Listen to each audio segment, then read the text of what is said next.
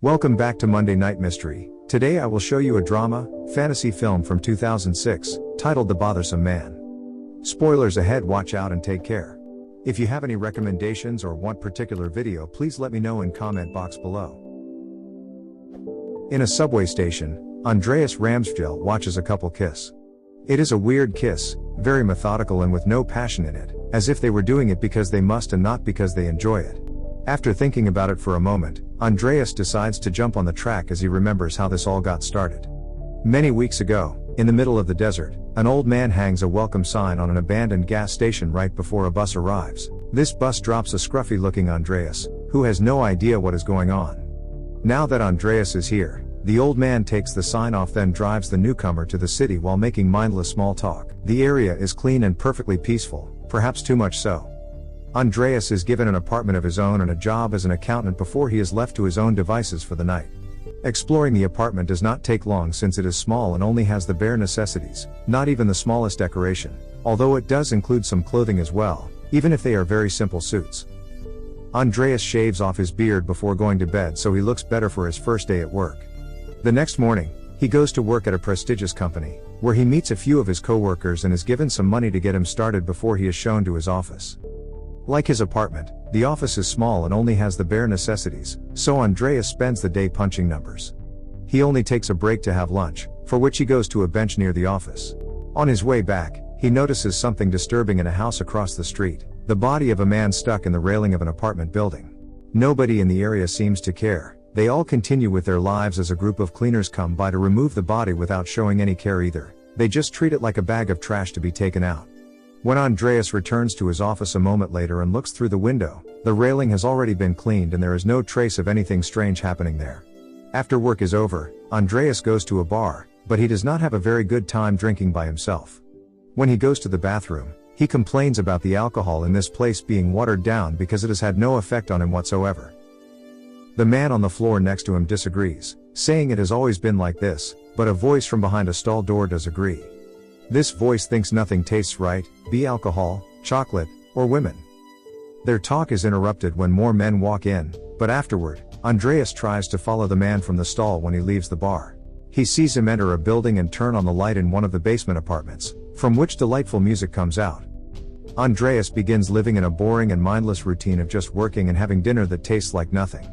In front of the TV one afternoon, he decides he wants to shake things up a little and feel something different.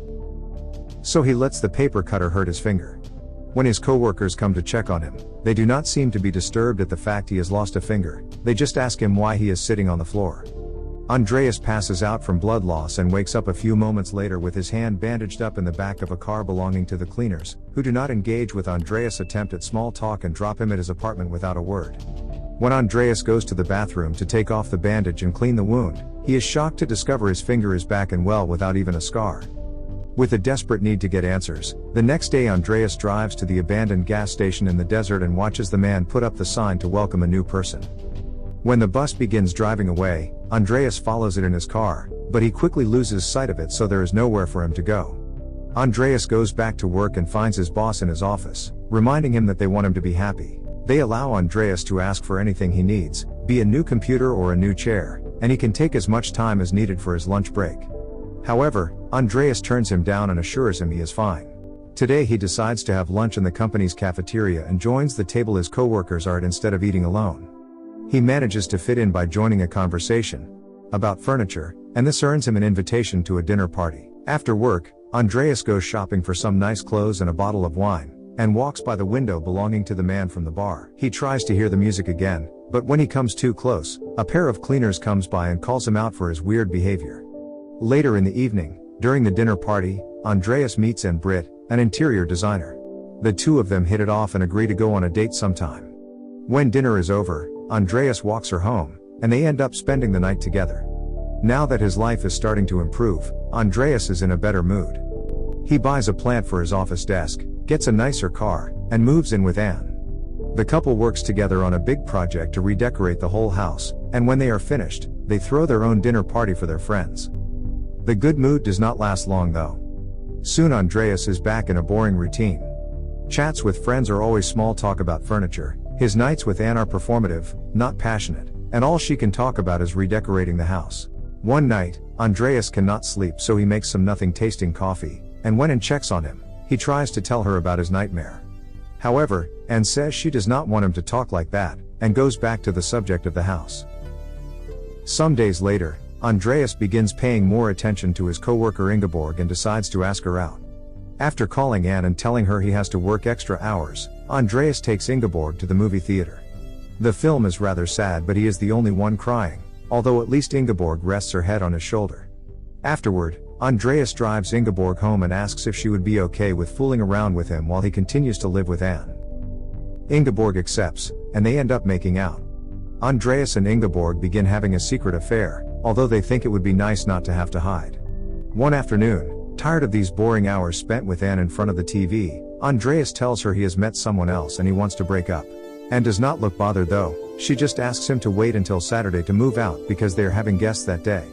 Once the dinner party passes, Andreas goes to visit Ingeborg, surprising her with flowers and a special reservation at a very nice restaurant that will open its doors just for them. Andreas informs her he has left Anne, but Ingeborg does not look excited. In fact, she looks confused because she did not think they were in a serious relationship. Ingeborg is seeing other guys too, so Andreas asks her to dump them and come live with him. She says she would not mind doing so, but she does not sound enthusiastic about it. It is more like she is just going with the flow.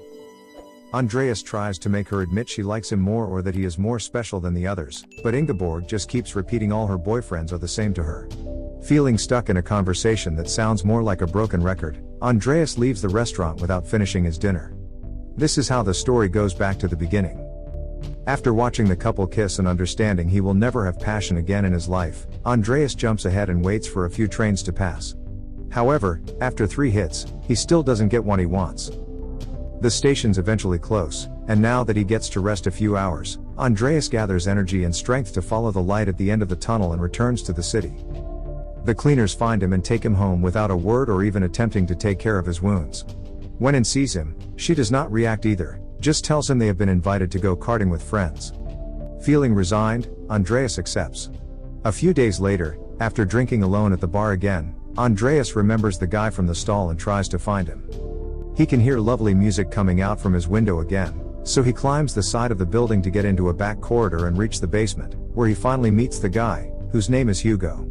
Andreas has to convince Hugo to let him in because his new friend is scared to get in trouble for what he is inside his little room: a painting, a ceiling filled with light bulbs, and a hole on the wall where the music comes from. After promising he will keep the secret, Andreas is allowed to stay and listen to the music with Hugo. The next day, Andreas is distracted at work, which gets his boss's attention and makes him check on him. However, when Andreas begins talking about missing the real taste of chocolate and seeing children around, his boss is weirded out and leaves. Still determined not to give up, Andreas tells Anne he will be working late and begins spending his evenings in Hugo's room, making the hole bigger with various tools to hopefully escape. At first, Hugo is against it because it will get them caught, but when a lovely smell starts coming out of the hole too, Hugo decides to help. The hole eventually becomes a tunnel, and Andreas and Hugo like to sit in it and have coffee while listening to the music and hearing the adorable sound of kids laughing. One morning, Andreas goes to work only to find out he has been replaced with a new person. His boss tells him it is not firing him but inspiring him to find a new career, yet when Andreas leaves the building, he sees cleaners waiting for him outside. Not wanting to get caught, Andreas goes back inside and leaves through the back door instead. Now Andreas has all the time in the world to work on the tunnel, which becomes so big that even the neighbors begin smelling the lovely aroma and hear the music that comes out of it. They come to knock at Hugo's door, so he sends them away saying they are fixing a leak, but this only causes the neighbors to gather around the window outside. Eventually, they reach the end of the tunnel and the wall the hole is actually on. Andreas inserts his hand through it and it comes out in a beautiful, colorful bright house with the sound of children playing outside echoing in its walls. Andreas' hand is waved around and he manages to grab some freshly baked cake, which he proceeds to eat and marvel at how delicious it tastes. He is so in love with his cake that he barely reacts when cleaners finally arrive to take him and Hugo away.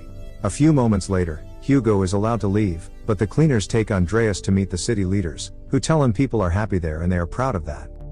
Afterward, the old man comes to pick up Andreas and a pair of cleaners in his car while a different group of cleaners seals the hole in the basement and cleans everything so it looks like nothing happened.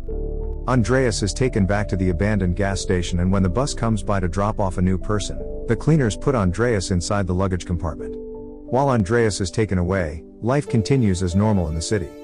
Both Anne and Ingeborg get new boyfriends, and Hugo goes back to his old job. Once he gets used to all the shaking, Andreas falls asleep inside the bus, not waking up until it finally stops. He kicks the compartment door open and comes out, only to find himself in a frozen wasteland. The bus leaves as soon as Andreas comes out, leaving him alone in the snowstorm. This is the story of the movie The Bothersome Man. If you like this video, please subscribe for more videos like this, turn on the notification, and leave a like to help the channel's algorithm, and wait for the next Monday Night Mystery. And thank you.